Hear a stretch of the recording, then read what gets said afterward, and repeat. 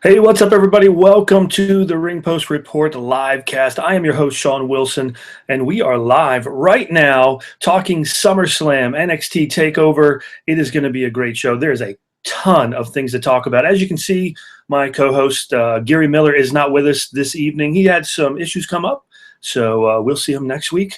So, yeah, let's just dive into that. Let me just give you a real quick rundown of what we're going to talk about tonight. NXT TakeOver was a phenomenal event. Totally blew everything NXT has been working on out of the water and just showed what the future of the WWE is going to look like, and it is bright, my friends. Also, SummerSlam, it just didn't quite live up to NXT TakeOver. We're going to talk about that.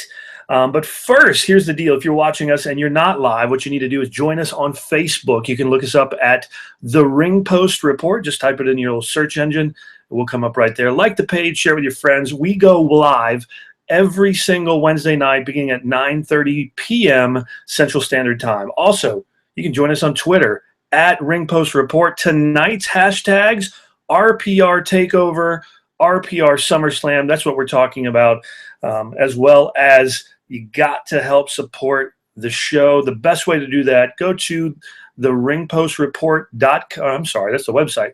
The ringpostreport.shop.com. You can buy all of your WWE gear by going there, helping out the show.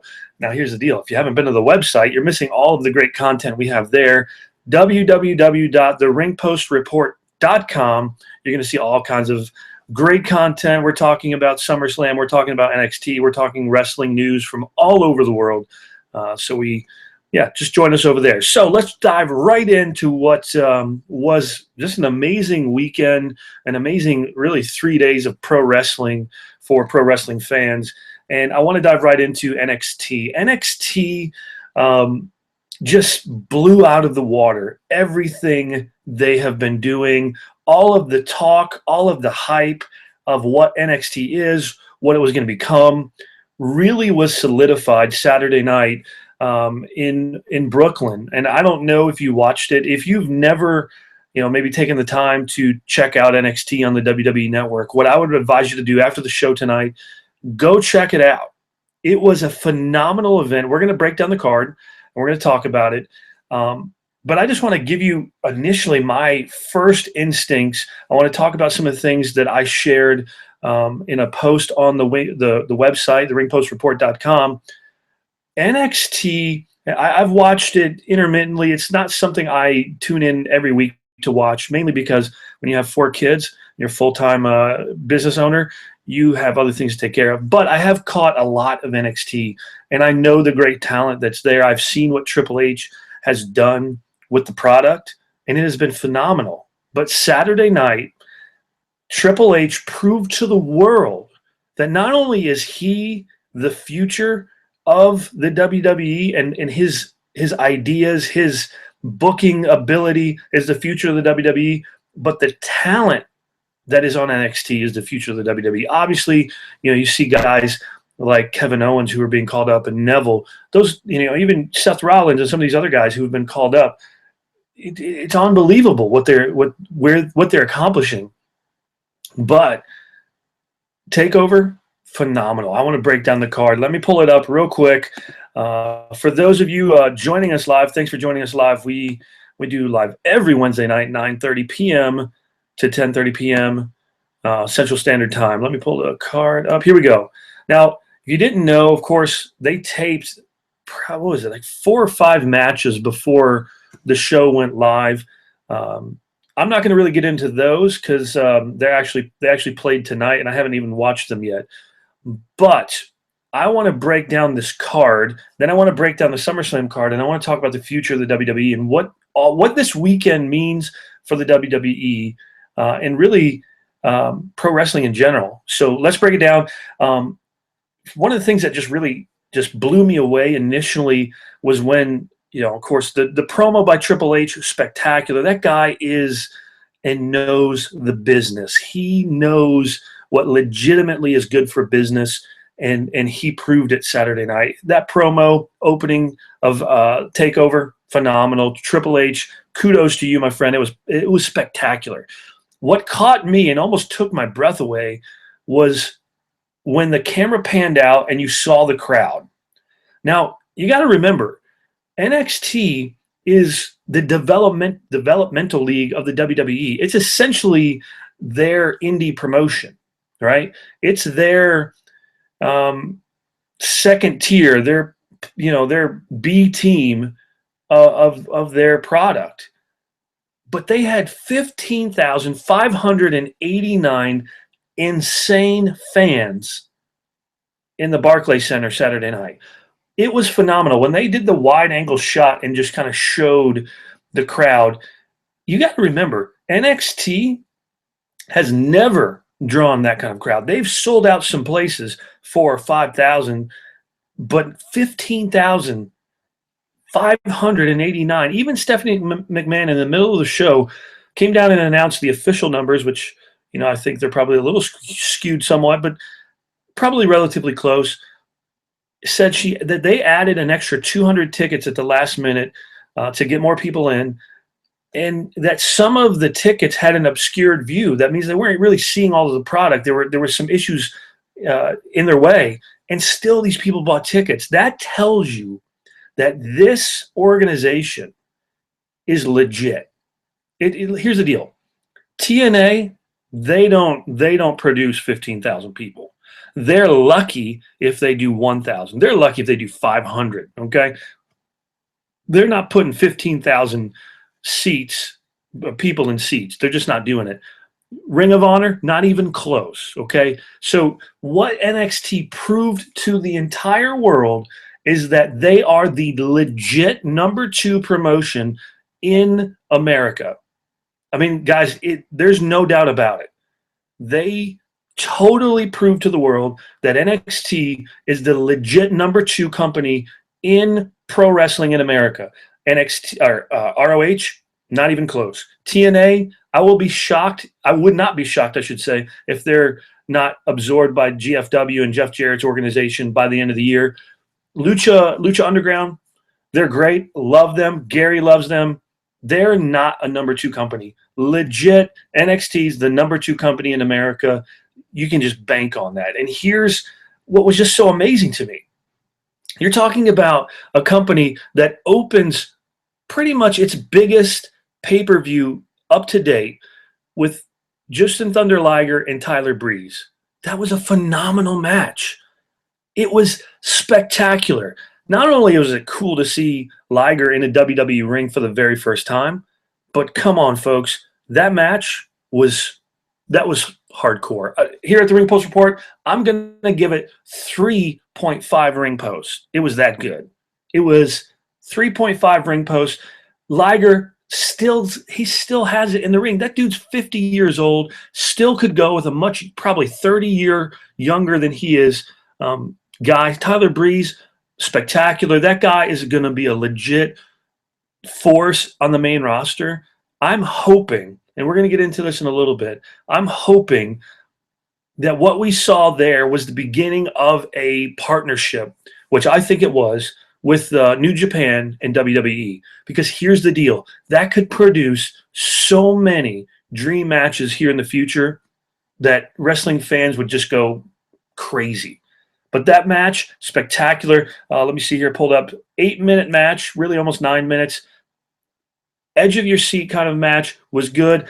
I honestly went into it thinking Liger was going to win. I'm glad he did. It puts him over for the American audience, especially those who haven't seen him maybe since WCW. I mean, the last time he's really been on nationwide programming in America is really WCW that I can think of. And if you know, I mean, you were watching this, hey, don't forget to put it in the comments. Feel free to correct me. No big deal there. That match was just spectacular. It was a good match. It was a great opening match for what they were doing the rest of the evening. Great spot on the card. It was really good. The Vaudevillains and Blue Pants versus Blake and Murphy and Alexa Bliss. Again, this match, and I talk about it in the post on the website. Well-paced, total story, really well done. Both teams look good, look strong. The NXT has a strong tag team division. Their tag teams tell stories. They have feuds that play out correctly. This was a great match. Great in and out, working back and forth. I legit didn't know who was going to come out on this one. I'm glad the Vaudevillains did. They look great. They're going to be a great tag team. What I hope happens here is that the WWE will kind of merge their tag team divisions between the main roster, and I spoke about this last week, the main roster and NXT. That would give you more interaction for the tag team division. It would look good. It would be good for the product. So, yeah, great match there. Just the storytelling in that match was just spectacular. And those guys are great. So, again, if you haven't seen this, you need to go check it out. Apollo Crews and Ty Dillinger, quick, match. I think it went 4 minutes. Yeah, 4 minutes, 43 seconds. Good match, good filler match. Didn't have to tell a story. It was kind of introducing Yuhan Nation with his new name, Apollo Crews. Well done. Just looked crisp, strong. He's going to be a great guy to come up to the main roster soon. It was a really good match. I enjoyed it. Samoa Joe. Yeah, Samoa Joe and Baron Corbin. Again, this has been telling stories for the last several weeks on NXT programming. Very well done. You just got to give credit where credit is due. A lot of people like to hate on the WWE main roster. Rightfully so. I get it. I mean, I agree with you. But when it comes down to NXT, they kind of overhype everything. Like everything NXT does is the best. And it's not. I mean, there's been some, events and some shows that have just fallen flat, but that's to be expected. You can't have, 10-star events every week and every pay-per-view. You're just not going to do that.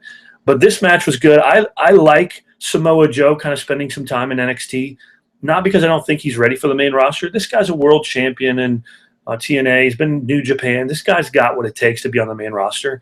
I just think he adds a sense of legitimacy to the main roster, especially when he gets called up, or to the NXT roster, especially when he gets called up to the main roster, because him and John Cena went to wrestling school together. These guys have a history. So there's a natural feud there that the WWE can really capitalize on, and I really hope they do. I liked this match. It was well done. It was well put together. A good 10-minute match. I mean, for a big guy, a lot of people complain about Baron Corbin being still kind of green. I thought he did really well. Of course, he's, wrestling Samoa Joe. Samoa Joe is spectacular. And this match was really well done. It told the story. There was for a couple of minute times I thought, man, Corbin's going to go over here. Ended up, of course, Joe goes over. Good match, solid match. I think what impressed me the most about the NXT TakeOver event was the booking and writing of the event was extremely well done. And then the pace of each match was really well performed. There's a lot of times on the main roster, and we're going to talk about this when we get into SummerSlam, is that the matches are just quick, clothesline, spot, clothesline, dropkick spot. It's just so quick. And then you got 3 or 4 minutes before anything happens. And you're talking guys like Sheamus and Randy Orton, or,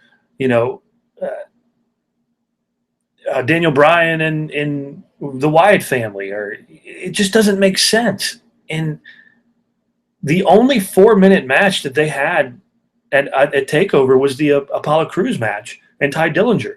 That's it. Everything else went 9, 10, 15, 10, 21, 18, 22, 21, 22 minutes for the Finn Balor Kevin Owens match. Everything was paced well, was written well, performed well. The event was just a strong, crisp event. You went in there, boom, boom, great match after great match after great match. You had the rest match, and then boom, you had the main events that really just exploded. And I want to really get into this because the 2 matches left on the card, the Sasha Banks defending against Bayley, and then the Finn Balor Kevin Owens match. Man, there's just so much. You could literally spend weeks talking about how great these matches are. Let's start with the women's match. Sasha Banks and Bayley put on a clinic Saturday night. It was, and I'm not a huge women's wrestling fan. I'm definitely not a Divas fan. These women went out there and put on a clinic. It was the best match of the night. No doubt about it. Sasha Banks brought her A game. Bayley brought her A game. I was on the edge of my seat this whole match. It was spectacular. Kudos to Sasha and Bayley. Sasha Banks is and will be the best women's wrestler in the WWE, in NXT, and on the main roster. This girl has it. She has it to be the best women's wrestler of all time, and I think she will be. She is phenomenal. She has a great character. She can go in the ring. She's good on the mic. This girl is going to put every other women's wrestler, every diva, in out of it. They're not even in her league. I know that's a lot to say, and I know people are like, what about Lita and Trish? Not even close. Just not. This girl is – there is – some of us who would like to get together, we like to talk about those who are in the Hall of Fame or should be in the Hall of Fame. And within the Hall of Fame of the WWE, there's the Hall of Fame, and then there's those guys who have elite status, the Shawn Michaels, the Hogans, the Flairs, the Bret Harts, the Stone Colds, Dusty Rhodes, Roddy Piper. Those are the elite, right? I can't think of one woman that I would put in the elite of that category. If Sasha Banks continues going down the road she's on and continues being great and getting better, she will be an elite women's wrestler who will end up in the Hall of Fame. There's no doubt about it in my mind. She was spectacular. Bayley, great. This girl is a great face. She's lovable. She's just really well put together, and you want to like her, and you want to be at ringside and give her a hug. She tells a great babyface story, and she did phenomenal Saturday night. This match, by far, match of the night, by far a match I'm going to continue to go back and watch because I thought it was so spectacular. I highly recommend you check out this match. There's not one women's match that I've gone, you know what, I've gone back and watched that, and it really was that good. This is one of them. This is the first one. It was, in my opinion, a 4-post match. What I mean by that, we rank matches here at the Ringpost Report: 1 post, 2 post, 3 post, 4 post, and in between there you might get a half a post or 3/4 of a post. You never know. This was a 4-post match. It was spectacular. Told a story. Every second was performed just flawlessly. Well done. And then the ending, I didn't see this coming. I didn't see Charlotte and Becky Lynch coming in and Sasha Banks coming back in, and they did the whole 4 horsewomen thing. And it was like a curtain call 2.0. I don't know if you remember that. For some of you who are new, maybe you were just in diapers during the Attitude Era, the curtain call, Shawn Michaels, Triple H, Kevin Nash, and Scott Hall in Madison Square Garden, which is even crazier. And it could have been could have been part of what they wanted to do. If it was, totally cool. I mean, it helped tell the story of these women and their journey into not only NXT, but onto the main roster. These girls deserve to be on the main roster, every one of them. And they deserve to outshine the Bellas and the AJ Lees because they're better. They're better, and they're going to show that they're better. The Bellas, they're not professional wrestlers. They're not. Alicia Fox, Naomi, they're not professional wrestlers. They're girls that the WWE thought looked good. They picked a few of them and they put them in a ring, showed them how to bump a few times. These girls, Sasha Banks, Bayley, Becky Lynch, Charlotte, they have what it takes. They are professional wrestlers, and they're freaking awesome. I haven't liked women's wrestling up to this point. I'm fully behind these girls. They are top of the line. This match was spectacular. I mean, you just can't beat it. It was excellent. Next match on the card. And by the way, what they did, the whole thing, a lot of people, may not like that. Look, it told the story. It was so emotional. Saw people on Twitter talking about, man, they were tearing up during this. It was just really well done with Bayley going over, winning the title. It was really good. Kudos to the ladies there. It was just a spectacular match. Last match, Finn Balor, Kevin Owens. It was great. It was a great match. Again, I would give this match four post. It was really well done. I even thought it was a little bit better than their match in Tokyo. Told a story. It was high impact. Kevin Owens is just a spectacular heel, old school heel, screams, yells. He knows the business, and that's what the WWE main roster is missing, and he gets it. And I love that Triple H lets him be that heel, lets him be that old school heel that I remember going up and seeing in the high school gyms and the armories, who would just yell and scream at the crowd and interact in such a way that you hated this guy. Kevin Owens has got that. Finn Balor, that dude's got a future WWE champion, no doubt about it. He's great where he's at right now. I think they need to keep him on the NXT main roster for a little while. Let him carry that brand for a little bit. Some of the biggest names in the WWE came out of NXT. You're talking about right now the current WWE and United States champion, Seth Rollins, was the NXT champion. I believe he was the first NXT champion.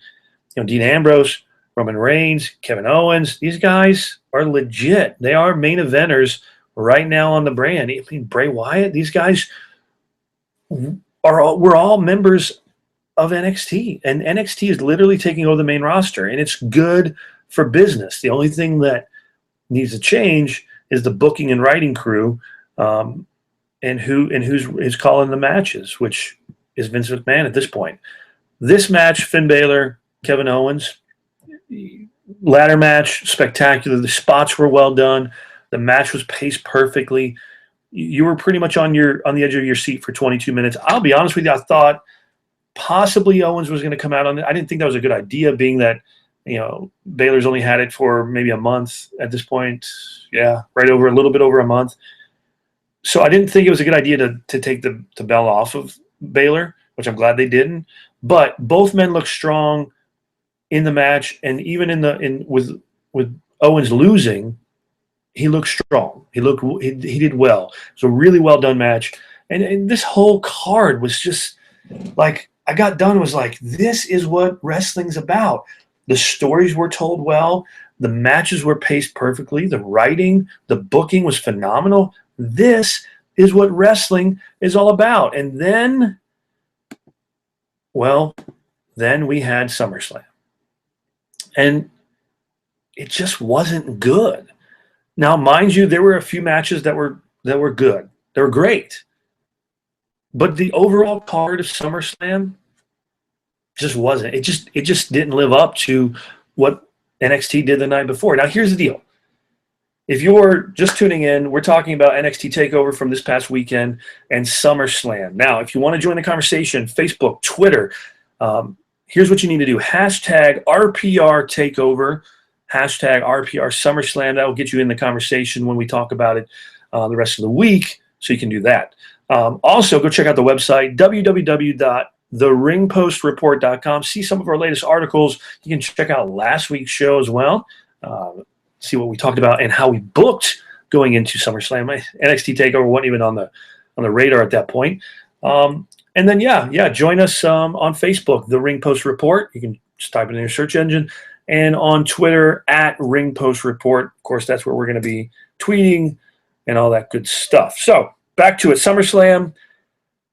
It was a letdown. I'm not going to lie. 4-hour SummerSlam. Now, let me go back to this. NXT had 5 matches that were televised. They recorded a total of 10. 5 of them were televised for the NXT TakeOver event. The other 5 were for tonight's NXT broadcast. SummerSlam had 10 matches, all of them broadcast. Longest running match was 19 minutes, 27 seconds. Shortest match, 5 minutes, 34 seconds. So, it was. It fell flat. It was not spectacular. It was not. It just wasn't good. It just wasn't good. SummerSlam, except for the Seth Rollins match, Undertaker match, I want to get into. The overall card was very just flat. They opened the show with Sheamus and Randy Orton. This is a match we've seen on Raw, we've seen on SmackDown, we've seen on other pay-per-views 100 times. It was boring. I mean, it was like I was still making my pizza. I wasn't excited about it, didn't care about it. There's no storyline going to this. I said this last week on the show, they should have put up the Money in the Bank briefcase as whoever wins gets to keep it. They didn't. And it was a 12-minute match that told nothing and nobody cared about it. Yeah, that was it. Next match, New Day, Primetime Players, Lucha Dragons, Los Matadores, tag team match for the title, Fatal 4-Way. It was a fun match. It was good. There's a lot of good spots there. I was a little bit shocked that they put the titles on New Day just because I thought the Primetime Players were having a good run as champions. Though on Monday, of course, with the Dudleys coming back, it kind of makes sense. I like the New Day. I think they're good. They're fun. Elijah Wood is just Did I say Elijah Wood? Come on, man. You know what I'm talking about. Xavier Woods, Elijah Wood. I'm getting flashbacks of, anyway, back to it. New Day, great tag team. These guys are fun. They're energetic. I didn't expect them to win, but I was glad they did at the end of it, the whole dancing thing afterwards. And then going into last night or Monday night with the Dudley boys returning, it just kind of gelled right. So it was a good match. Nothing spectacular here. I wasn't like, oh, this was the greatest tag team match I've ever seen. It wasn't. It was just a fun match, and it was good. Dolph Ziggler versus Rusev.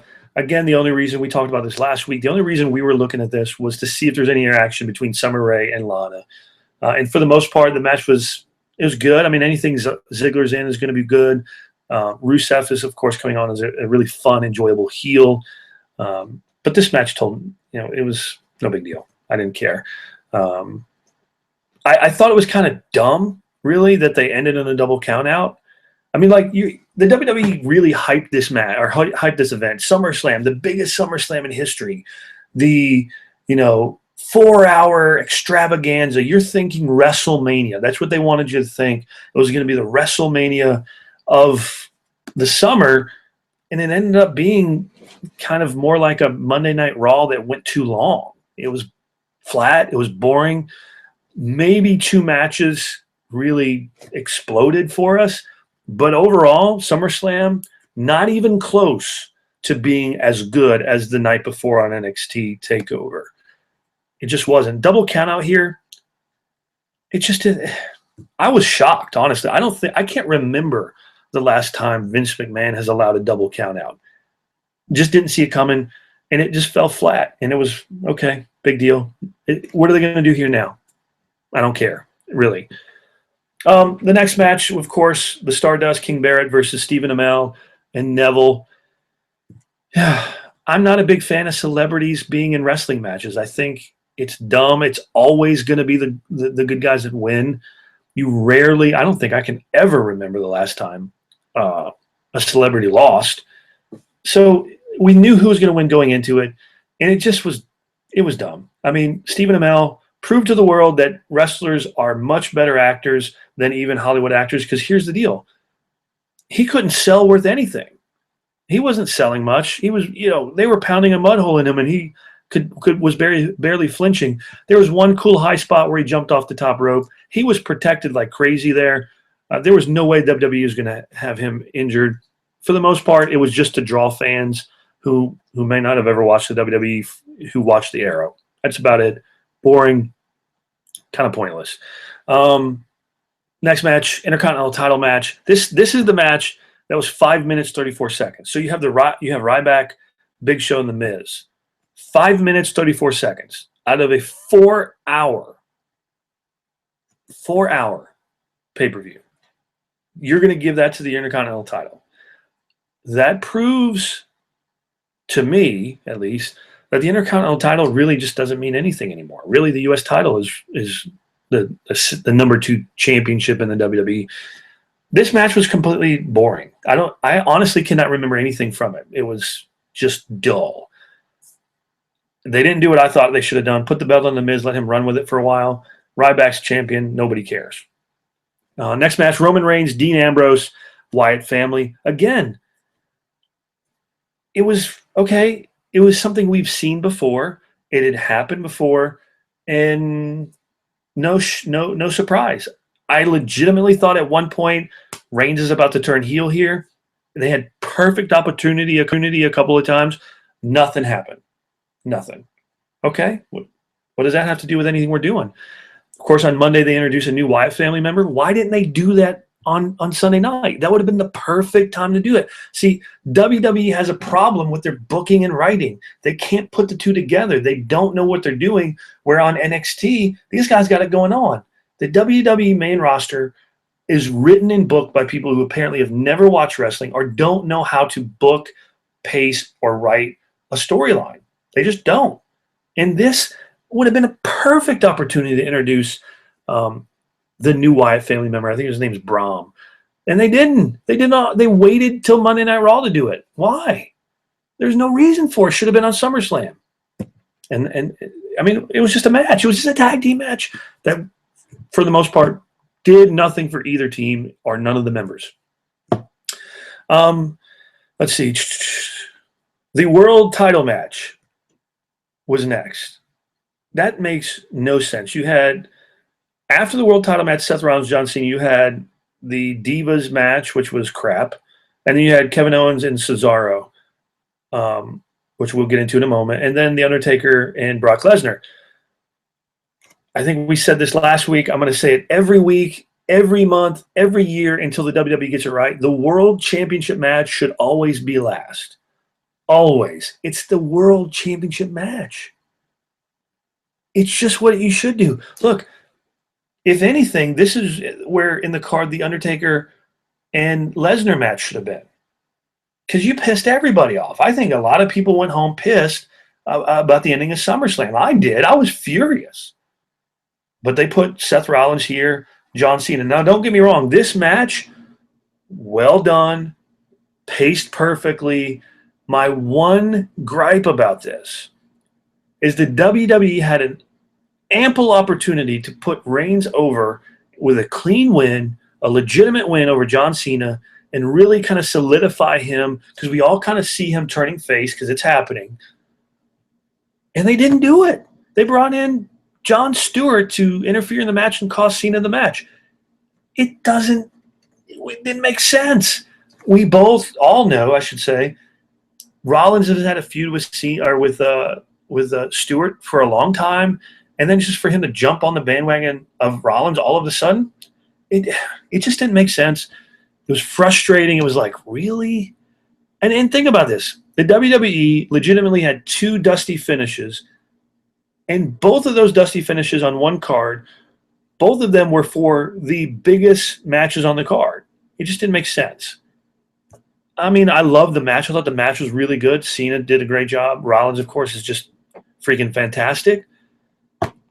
It was very frustrating to see this not be an opportunity for the WWE to say, hey, we're putting our stamp on you. You're our guy. Do I think John Cena maybe had some politics behind the scenes to do with it? Probably. News broke last week or earlier this week. Cena had a lot to do with Nikki Bella, to not lose the title to Charlotte when she first came in. The only reason she's the champion is because she's doing it with Cena. That's the only reason. Let's be honest. This match, great until the last 5 seconds. It was our minute and a half. It was frustrating at the last part of the match. Other than that, it was a great match. Spectacular bumps, some great spots. Both men did spectacular. I would give this a 4-post match. I mean, it was really, really well done. I don't know. Maybe I went up. Well, I'm at 3.5 because the ending kind of pissed me off. So after that, I was frustrated. It was annoying, honestly. Team PCB, I hate that name. It's stupid. Team Bella, I despise them. And Team Bad. This match, even though Sasha Banks is in here, Becky Lynch, Charlotte Paige, I love all those girls. They're great. This match sucked. It just was horrible. And it's dumb, and I'm sick of the divas. I wish they'd get rid of the diva division. Bring up the women from NXT and actually have a real women's roster. I'm sick of the Bellas. They're not good. They suck. The only reason they're on TV is because they have the TV show on E. It's boring. It's dumb. It's stupid. And it destroys the legitimacy of the business. Next match. Yeah, I'm gonna talk trash about him. So, hey, if you're following us online or you're watching the replay, check us out. Follow the conversation. RPR Takeover and RPR SummerSlam. You can always do that. And you need to check out our store, the Ringpost Report Shop.com. Check out your WWE gear. It's the best way to get your WWE gear. Not only are you getting your gear from the WWE, you're helping the show. So we always appreciate that. Facebook, if you want to like us on Facebook, not only would we appreciate it, but it's the best way to keep up with us besides Twitter. Just in your little Facebook search engine, put up the Ringpost Report. We're always happy when you do that. And, of course, follow us on Twitter at Ringpost Report. Does well there. So let me pull it up. Kevin Owens and Big Nipples, as Gary likes to call him. Cesaro, good match. Great match. I mean, these guys know how to get it done. Of course, it just didn't tell a storyline. For me, this whole card was just kind of like, I just came off this great high with NXT, and I come into SummerSlam, and it was like flat, boring. I'm not saying Kevin Owens and Cesaro are boring. I'm just saying the match had no purpose. There was no real feud build up, and there's not going to be one after. So let me grab a drink. It just didn't make sense to me. I mean, the match went 14 minutes, 21 seconds, and for the most part, not a whole lot was done. I don't have much to say about it. Maybe we'll bounce it to Gary next week. We'll see what he has to say about it. For the most part, I was kind of like, it was a good match, but we've already seen it. You know, it's, again, another match we've seen, and it just didn't need to be seen. I mean, this could have been a card stacked of matches we hadn't seen and really were wanting to see, and they didn't do it. Undertaker, Brock Lesnar. This match royally pissed me off. I rarely get like those smart marks on the internet who piss on everything that the WWE does. I rarely do that because I'm a fan. I've been a fan of the WWE since I was a little kid. But this was stupid. It was frustrating, and it was the WWE pissing on its fans, at least the fans who like to talk about it.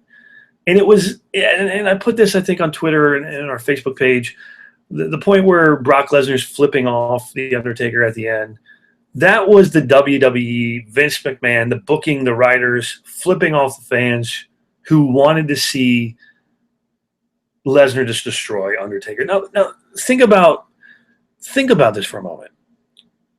Whether you like the WrestleMania 30 match or not, whether you think it should happen or not, Undertaker got brutalized at WrestleMania 30.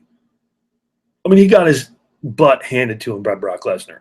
Since then, everybody else, including John Cena, has as well. John Cena, last SummerSlam, was so brutalized that they actually legitimately started a whole new catchphrase from it. You remember Suplex City, bitch? That's where that came from. He literally beat John Cena to a pulp. Cena had no offense. It was awesome. It was every internet wrestling fan's wet dream. It was spectacular. It makes no logical sense for the WWE to book Undertaker as this badass, strong, whatever, to come in and fight Lesnar. It just doesn't make sense. This should have been a match where Lesnar comes in and just annihilates Taker. He's 50 years old. He's well past his prime. And just destroyed him, where the Undertaker comes back on Monday and says, look, we're not done here. I'm going to beat you. And if I can't beat you, I'm done. I'm going to walk away from the business. And held that next match at Mania in Dallas next year. And they didn't do it. Undertaker comes out. And look, I mean, I thought the match was way better than the WrestleMania match. But Lesnar's been killing everybody. And the fact that Taker tapped out, and this whole thing was a big cluster of crap. So Taker taps out, and the ref doesn't see it, but the ring guy, the bell ringer guy does. So he rings the bell, right? Match over. No, because Charles Robinson, of course, no, it's not. You're not supposed to do that. I'm supposed to call the match. Blah, blah, blah. Restarts the match. Taker low blows Lesnar, puts him in the whatever that, Hell's Gates or Heaven's Flames or Last Ride or Tombstone, whatever it is. I don't remember. and Lesnar passes out. You're talking about the Beast incarnate, who's annihilated everybody on the roster for the last year. I mean, annihilated them. He took out 3 men in Tokyo.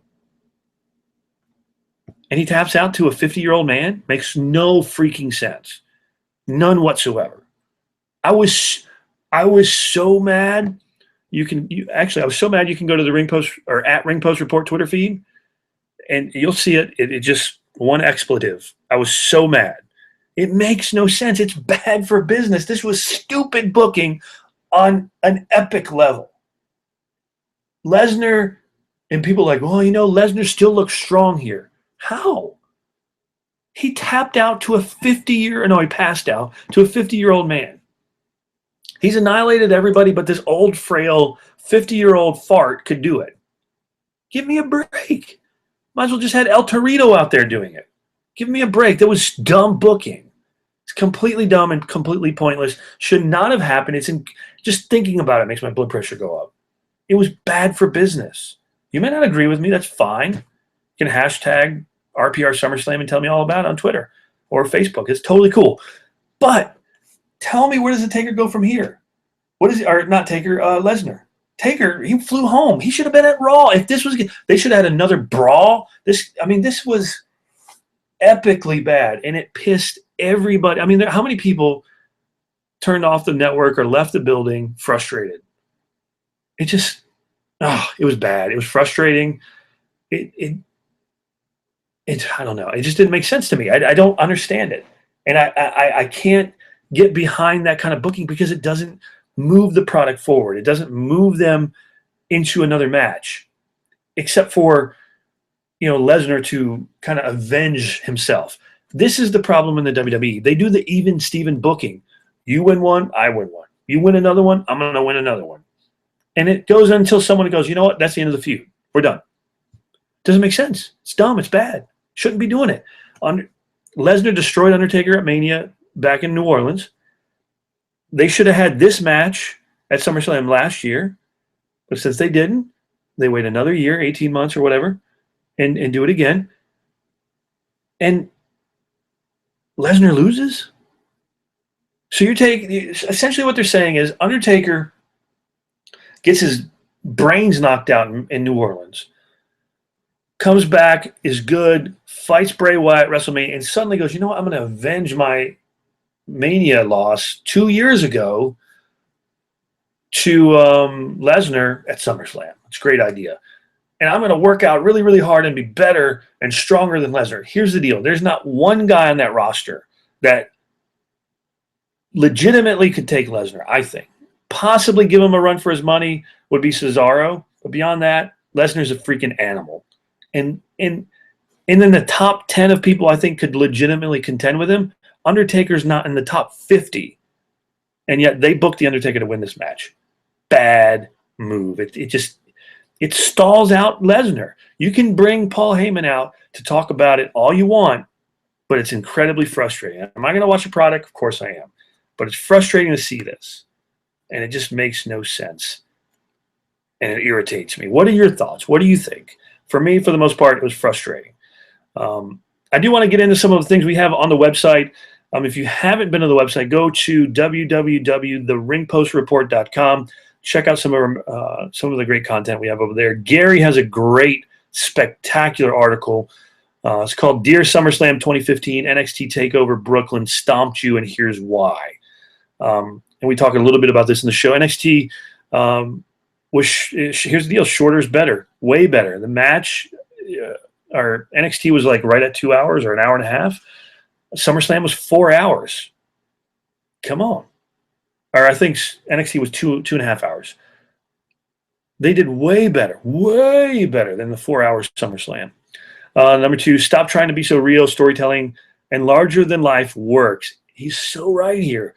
The storytelling on NXT, the larger than life characters worked. People were going crazy for the Vaudevillains. People were going crazy for Finn Balor. People were going crazy for Bayley. It made sense. It was well done. None of that on the main roster.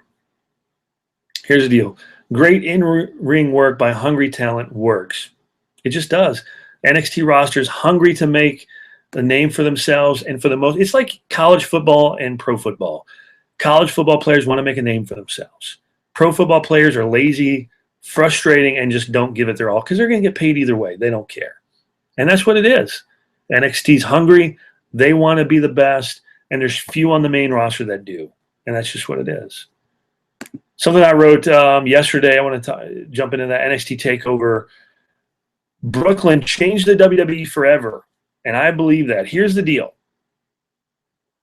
NXT TakeOver Brooklyn changed the WWE forever, going forward. And here's why. First off, it forged a partnership between the WWE and New Japan. This is huge. A lot of people don't realize this. This is freaking huge. Okay? WWE never, ever, ever, see my Chris Jericho thing? Anyway, they never talk about, mention other promotions unless one, they destroyed them in the territory war, or two, they destroyed them in the Monday Night War. Beyond that, they don't talk about them. They've a little bit done that with some of the, like the specials on the network with Reigns and Rollins and the Shield talking about ROH a little bit, but they don't really they kind of are quick over it. The WWE has talked about New Japan and had a New Japan contracted wrestler wrestle on one of their events, live pay-per-view events, this past weekend. That, my friends, is huge, and it opens up a huge door for a partnership between the WWE and New Japan to bring over guys like Okada, possibly. I mean, think about this. Let me pull it up. Here we go. We got Okada, Tanahashi, Nakamura. These are guys that the indie scene, if you follow the indie scene, you know who they are. If you follow ROH or New Japan, you know who these guys are. These guys are freaking awesome, right? But not only that, it opens doors for like Doc Gallows, Kenny Omega, and even AJ Styles to possibly have a run in the WWE without being contracted to the WWE. That's huge. That is huge. I'm hoping this really goes somewhere. I'm hoping this is an open door between New Japan and WWE. Now, for those of you who don't know, there's been some of that in the past, back in the 90s, but they never mentioned it. They're talking about it. This guy was, Liger was in the ring with Tyler Breeze. That's huge. I mean, that's a big deal. And especially in the era of the WWE wanting to be a global promotion. They don't want to just be an American promotion. That's why you see guys from Europe and Scotland and England and, Africa, and they're starting to bring in Japan. Guys, this is a huge deal. And that the WWE is looking to be global. They're looking for a global community, a global WWE universe. This is a huge open door in Japan, huge open door for some spectacular wrestlers to come on the card and showcase their talent to a huge American audience. I anticipate it's totally going to happen. NXT Brooklyn, or TakeOver Brooklyn, showed that the writing and booking of a promotion matters. Something the WWE has forgotten, not cared about, lost. I don't know. They don't book. They don't write well.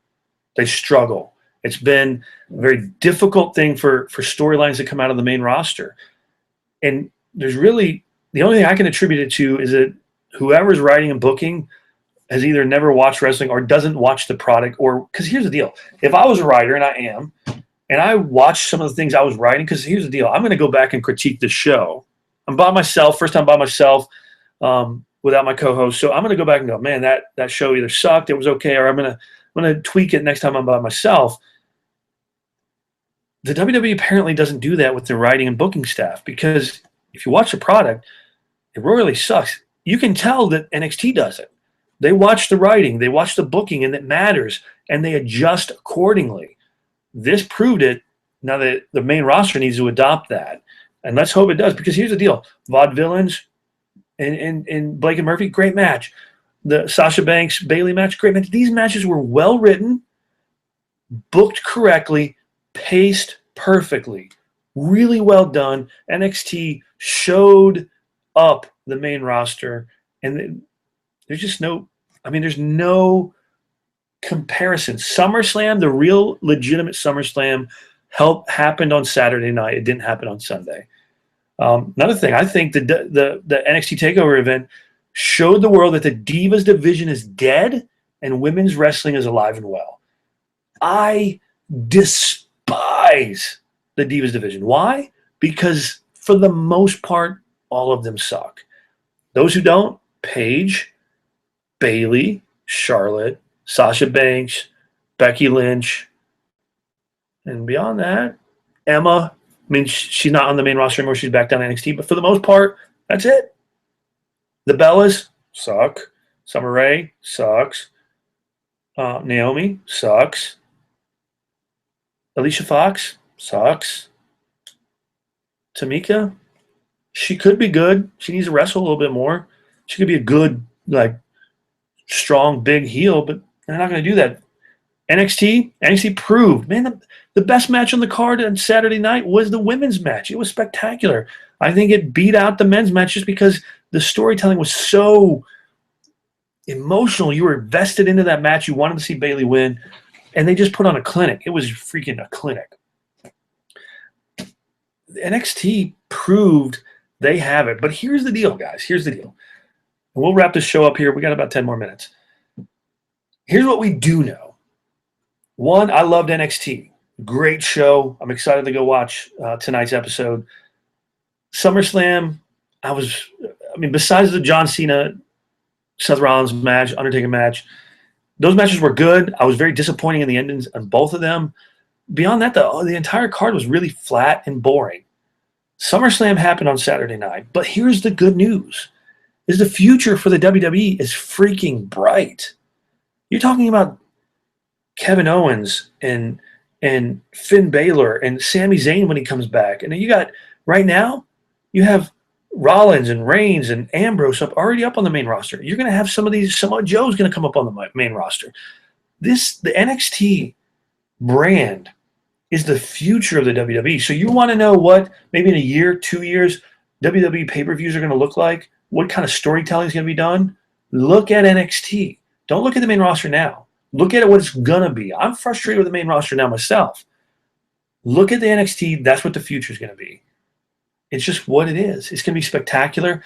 And that's awesome. Not only that, with the promotion, hopefully the partnership with New Japan, you're talking about other wrestlers coming in that we never thought would be in a WWE ring. Look, I would have never thought that Juice and Thunder Liger would have been in a WWE ring. How many people in the indie scene who follow the indie scene would say, AJ Styles never going to be in a WWE ring, but then he's going to be. I mean, they said the same thing about Sting, and I'm not going to get into the Sting thing tonight. Of course, Monday Night Raw, whatever. Is he going to run for the title? I don't know. We'll get into next week maybe. But for the most part, the future is bright for the WWE. No doubt about it. And not only that, Triple H cemented himself as the guy to run the biggest wrestling organization in the world when Vince McMahon dies. He proved it Saturday night. If you don't think so, you need to go back and watch that pay-per-view again. It was phenomenal. Remember, this is Triple H's baby. Vince McMahon lets him book, write, promote, whatever he wants to do in there. That's him. And Triple H is doing it, and he's doing it fantastically. It is spectacular. I cannot give him enough kudos. It is just awesome. So there's my take on NXT TakeOver SummerSlam. Here's the deal. If you want to join the conversation, RPR or hashtag RPR TakeOver, RPR SummerSlam. Throughout the week, we'll be interacting with all our fans. Of course, you can check out the website for new updated content. If you're not watching this live, of course, you can follow us on the website. Always feel free to do this on the YouTube channel or on the website. You'll, of course, see it come out across social media. But here's what I want to do. You want to reach out to us? There's a couple ways you can do it. You can send us an email, the Ringpost Report @gmail.com. We'll be glad to answer your emails. We'll even answer some of them live on the air. You can also connect with us on Facebook, the Ringpost Report. Just look us up in your search bar. Like the page, send us a message, comment on what's going on, comment in the comment section of the website. Feel free to do any of that. And here's the deal, guys, you can disagree with us. That's totally cool. We love that. We want to hear from you. What are your thoughts on what happened this past weekend? Did you like the SummerSlam card? What was your favorite match? Did you like NXT better, the NXT show? What was your favorite match there? Tell us about it. Also on Twitter, at Ringpost Report. That's where we like to hang out. That's where we hang out. You'll hear from me and Gary. Of course, hopefully Gary will be here next week. We miss him this week. And we'll be talking more. Also, not only will you get that, every week we're going to be here live, 9:30 to 10:30. We're going to be talking about pro wrestling, mostly the WWE.